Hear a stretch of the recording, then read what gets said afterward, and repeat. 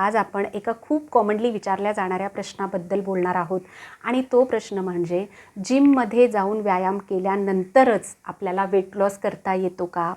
असं म्हटलं जातं की जिममध्ये जाऊनच व्यायाम केला तर तोच खरा व्यायाम. त्या व्यतिरिक्त व्यायामाचे जे इतर प्रकार आहेत ते फारसे उपयोगी नाहीत. वेट लॉस आपल्याला त्यातून अचीव करता येत नाही. असं अजिबात नाही.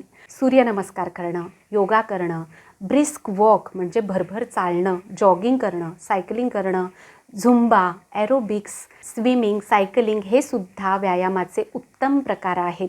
यामधून सुद्धा चांगल्या प्रकारे आपल्याला वेट लॉस अचीव करता येतो.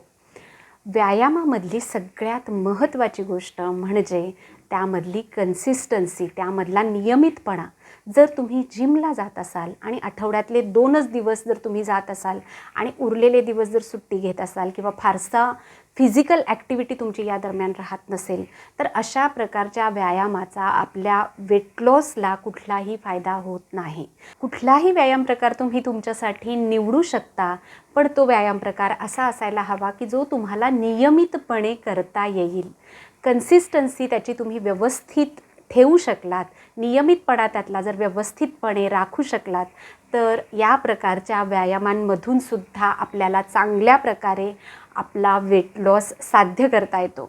जिममध्ये जाऊन व्यायाम करणं हा सुद्धा एक चांगला ऑप्शन आहे, कारण तिथे एक्सपर्ट्स असतात, व्यायामातले बारकावे आपल्याला माहिती होतात. पण जर तुम्हाला जिमला जाणं शक्य नसेल तर अशा वेळेला व्यायामाचे हे इतर प्रकार करणंसुद्धा, नियमितपणे फॉलो करणंसुद्धा आपल्याला तितकंच फायदेशीर ठरतं, आपल्या वेट लॉसमध्ये तितकंच हेल्पफुल ठरतं.